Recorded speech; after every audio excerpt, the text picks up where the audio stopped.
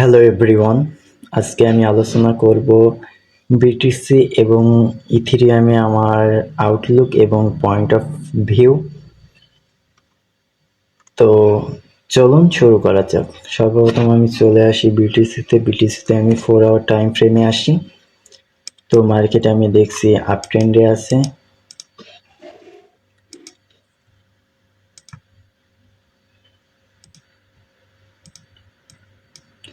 এবং এর প্রোটেক্টেড লো এটি এবং টার্গেটেড হাই এটা। তো এবার আমি একটি প্যারালাল চ্যানেল এখানে ড্র করছি, যে আমি আশা করছিলাম মার্কেট এই চ্যানেলের ভিতরে মুভ করবে, বাট আপনারা দেখতে পাচ্ছেন এই ট্রেন্ড লাইনের ব্রেকআউট আইছে। তো যতবারই এই ট্রেন্ড লাইন ব্রেক করছে ততবারই আমি দেখছি যে মার্কেট রিভার্স করছে। তো এই জন্য এটি আমার প্রোটেক্টেড লো হওয়া সত্ত্বেও এখানে আমি আর কোনো ট্রেড প্ল্যান করব না, কারণ আমি চাচ্ছিলাম যে মার্কেট এই লাইনের ভিতরে আসুক। লাইনের ভিতরে আসার পরে এখানে একটি ইন্টারনাল ব্রেকআপ স্ট্রাকচার ক্রিয়েট করুক, অনেকটা এরকম। মার্কেট এই স্ট্রাকচারটাকে ব্রেক করবে, দেন আপে মুভ করবে, কিন্তু আমরা দেখতে পাচ্ছি এরকম কোনো কিছুই ঘটেনি। এবং এই লাইনটাকে ব্রেক করে মার্কেট এই লাইনটাকে ব্রেক করে মার্কেট নিচে চলে এসেছে। ভালো একটা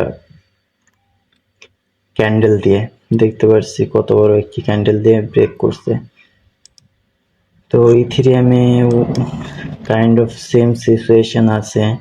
এখানে আমি দেখতে পাচ্ছি আমার পোক অর্থাৎ পয়েন্ট অফ কন্ট্রোল আছে এই জোনে, বাট এগেন এই চ্যানেলটাকে ব্রেক করছে। এই কারণেই আমি এখানে আর কোনো ট্রেড প্ল্যান নিচ্ছি না, কারণ আমি দেখছি আমার রুলস অ্যান্ড রেগুলেশন ওয়াইজ আমি যতবারই দেখছি যে মার্কেট কোনো চ্যানেলকে ব্রেক করছে তো সেখানে রিভার্সাল চলে এসছে। তো এই কারণে আমি আপাতত ক্রিপ্টোতে কোনো ট্রেড নিব না। আমি ক্রিপ্টোতে নিউট্রাল আছি। যেমন দেখেন, আমি এখানে এটিকে ব্রেক অফ স্ট্রাকচার হিসেবে কাউন্ট করলাম বস, এবং আমার প্রোটেক্টেড লো এটি। তো এখানেও আমার পয়েন্ট অফ ইন্টারেস্ট থাকার কথা, কারণ এখানেও একটি শক্তিশালী অর্ডার ব্লক আছে। তো এখানে আমার থাকার কথা, বাট এগেন আমি এই চ্যানেলটা যখন দেখছি তো দেখেন একটি র্যালি নিচে, দেন পুল ব্যাক করছে, এগেন একটি আপে ব্রেকআউট করছে শক্তিশালী ক্যান্ডেল এবং ভালো একটা মুভমেন্টের সাথে ব্রেক করছে। তো এটি একটি valid breakout, break of structure. Then আমি দেখতে পাচ্ছি এখানে অনেক বেশি ভলিউম আছে এই জোনটাতে।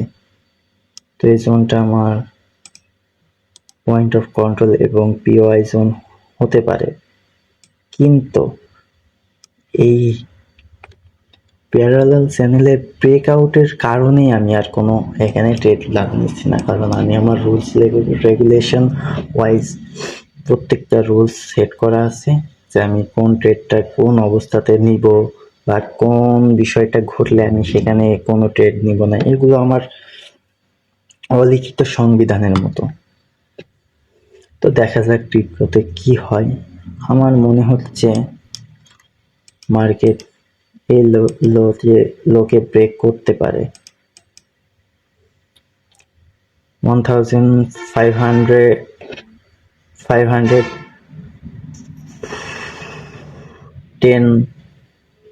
এই জোনটাকে ব্রেক করবে। আমার মনে হচ্ছে এই জোনটাকে ব্রেক করতে পারে। তো দেখা যাক কি হয়। তো আমি যদি আবার এদিকে উল্টা কোনো ট্রেন লাইন জানি তো দেখা যাক কি হয়। অনেকটা এরকম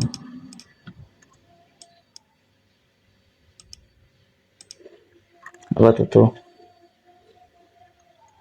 ক্রিপ্টোতে আমি নিউট্রাল। আমি ইথেরিয়ামে আমি নিতাম যদি এইখানে বসটা ক্রিয়েট হইতো অনেকটা বিটিসির মতো।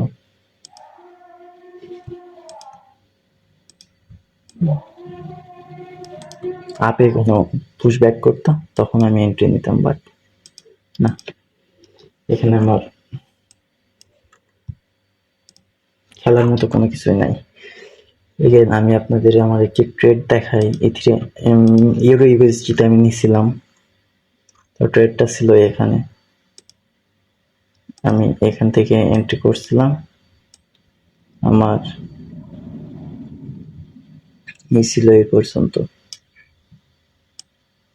1903-তে আমি বুক করছি, সম্ভবত এই জায়গা পর্যন্ত ছিল।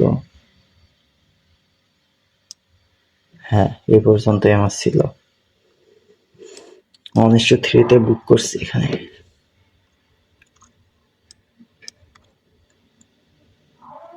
আমি যদি আপনাদের ভলিউম প্রোফাইলে দেখাই তো আপনারা দেখতে পারবেন ভলিউম কোথায় আছে। দেখছেন, এই যে এই অর্ডার ব্লকের জোনটাতে অনেক বেশি ভলিউম আছে।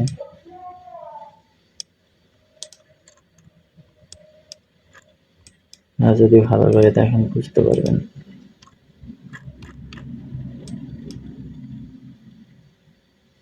আমি এসএলকে আরো ছোট দিতে পারতাম, কিন্তু সেফ খেলার জন্য আমি এসএলকে বেশি দূরে দিছি। এবং এখানেও আমি একটি পেন্ডিং অর্ডার রাখছিলাম এই জায়গায়। অবশ্যই পেন্ডিং অর্ডারটা না দিলেই ভালো হতো, কারণ এই চ্যানেলটার ব্রেকআউট মানে তো আমার ট্রেডে আর কোনো এন্ট্রি আমি নিব না। এই চ্যানেলটার যদি ব্রেকআউট আসতো, অবশ্য আসেনি। এখানে আমি 1:3 মতো বুক করছি এই ট্রেডটাতে। তো সম্ভবত এই লেভেলটারও ব্রেকআউট চলে আসবে আশা করা যায়। দেখা যাক কি হয়। এই জন্য একটা ভালো ট্রেডে সবসময় এসএল দিতে হয়, কিন্তু টিপি দিতে হয় না। আমি এখানে ইজিলি ভাবে 1:6 1:7 বুক করতে পারতাম, বাট আমি এই জায়গায় দিছিলাম। সমস্যা নেই, যা হয়েছে আলহামদুলিল্লাহ। তো দেখা হবে অন্য কোনো ভিডিওতে। Till then, good bye.